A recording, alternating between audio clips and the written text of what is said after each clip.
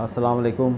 आज है 28 जुलाई 2020 और मैं आज एक आपको वीडियो दिखाने जा रहा हूं इकरारुल हसन की, जो कि उन्होंने एक वीडियो पैगाम जारी किया है सोशल मीडिया पे कि मेरी जान को ख़तरा है और कुछ लोग जो हैं वो मेरी जान के पीछे पड़े हुए हैं और मुसलसल ताक़ुब कर रहे हैं।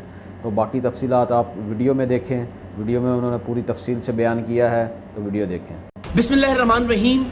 मैं ये बात रिकॉर्ड पर लाने के लिए बना रहा हूँ कि आजकल में खुदा ना खास्ता मुझे कोई नुकसान पहुँचता है, मेरी टीम के किसी मेंबर को कोई नुकसान पहुँचता है, हमारे किसी साथी की जान जाती है, तो कानून नाफिज करने वाले इदारों को ये मालूम हो कि इसके पीछे कौन हो सकता है।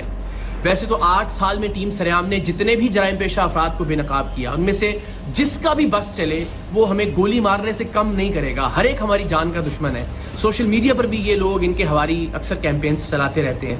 लेकिन ये मामला ज़रा मुख्तलिफ इस तरह से है कि मेरे दाएं जानिब आप जिस शख्स को देख रहे हैं, ये पुलिस यूनिफॉर्म भी जाली है, ये शख्स भी जाली DSP है, इसकी गाड़ी पर लगी सरकारी नंबर प्लेट भी जाली है, और ये और इसके जाली पुलिस एहलकारों का गैंग इगवा बराए तावान का काम करता था, जिसे 3 साल पहले टीम सरेआम ने अपनी जान लिटरली हथेली पर रखकर बेनकाब किया था।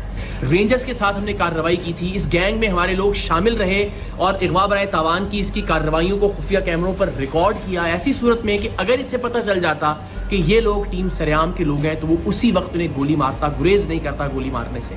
क्योंकि उन्हीं कार्रवाइयों के दौरान जब हम ये खुफिया कैमरे की रिकॉर्डिंग कर रहे थे, इसने एक लड़की को अगवा करने के दौरान मुजाहमत पर उसे बेझिझक गोली मार दी थी और फिर बाद अज़ां वो अब्बासी शहीद अस्पताल में ज़ेरे इलाज भी रही थी। 3 साल पहले जुलाई ही में हमने इसके खिलाफ कार्रवाई की। रेंजर्स के साथ अंडा मोड़ पर इसका अगवा बराए तावान का जो अड्डा था उसे बेनकाब किया। वहां से 2 लड़कियां और एक शख्स हमें जिनके हाथ और पैर बंधे हुए थे, लरजते कांपते हुए वहां से बाजियाब करवाए हमने, और इस शख्स को रेंजर्स ने गिरफ्तार कर लिया। इसकी गिरफ्तारी के बाद ये पता चला कि इस पर कत्ल के 3 मुकदमात, कम से कम 3 मुकदमात मुख्तलिफ थानों में दर्ज हैं। उन थानों की पुलिस आई, इंटेरोगेट किया और इसको गिरफ्तार कर लिया अमली तौर पर उन 3 कत्ल के मुकदमात में भी। लेकिन सुभान अल्लाह, अल्लाह इस मुल्क के निज़ाम इंसाफ को बेहतर करे कि लोअर कोर्ट से तो इसकी बेल खारिज होती नहीं, लेकिन 3 साल बाद हाई कोर्ट से इस शख्स की जमानत मंजूर हो गई। और ये शख्स जो 3 कत्ल के मुकदमात में मतलूब था, जिसे हमने सबूतों के साथ रेंजर्स के साथ जाके बाजियाब करवाया था, जिस वक्त रेंजर्स ने और हमने ये कार्रवाई की उस वक्त इसके अगवा बराए तावान के अड्डे से 3 लोग जिनमें 2 लड़कियां शामिल थीं वो जंजीरों में बंधे हुए वहाँ से बाजियाब हुए। लेकिन उसके बावजूद ये शख्स मुआशरे में बाहर आ गया, और बाहर आने के बाद इसने क्या किया, वो शख्स जो हमारा खैर खा था, जिसे आप इन्फॉर्मर भी कह सकते हैं, जिसने हमारे अराकीन को इसके गैंग में शामिल करवाया था, और वो बेचारा अब तक 4 घर इसके खौफ से तब्दील कर चुका था। इसने उसका घर तलाश किया, उसके घर में जाके पिस्तौल के जोर पर उसे नींद की गोलियां खिलाई, नकाब उड़ाया, अपने दूसरे साथी को इसी हमारे साथी की चाबी दी कि गाड़ी स्टार्ट करे और दरवाजे के बाहर ले आए, और इसको अपार्टमेंट से नीचे उतार कर लेकर आया। और इरादा ये था कि इसको अगवा करके लेकर जाए अपने अड्डे पर और तशद्दुद करके इसको मारे ताकि इबरत का निशान बना सके। लेकिन अल्लाह की करनी, अल्लाह कुछ और मंजूर था।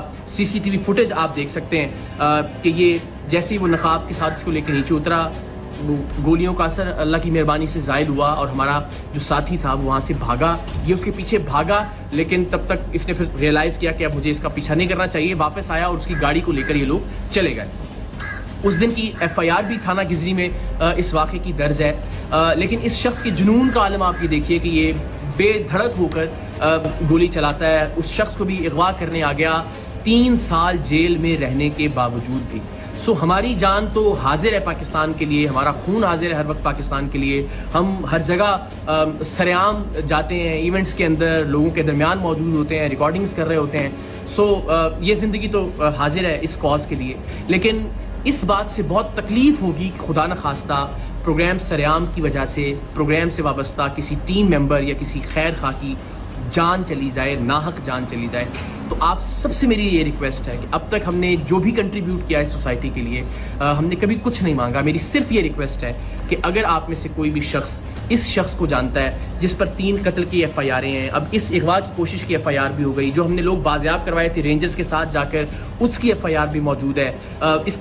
इसके क्राइम के तमाम तर रिकॉर्डिंग्स भी मौजूद हैं। अगर आप इसको जानते हैं, इसके ठिकाने के बारे में जानते हैं, तो प्लीज़ पुलिस की हेल्पलाइन पर या रेंजर्स की हेल्पलाइन पर आप ज़रूर कॉल करके बताइए इस शख्स के बारे में, ताकि इसको गिरफ्तार किया जा सके। वंस अगेन, मेरी ज़िंदगी का मामला नहीं है और ना ही मेरी ज़िंदगी का मसला है। अल्लाह ने चाहा तो ज़ाहिर जुरात कब्र में है, हमारा ईमान है, हमारा यकीन है कि उसे कोई टाल नहीं सकता।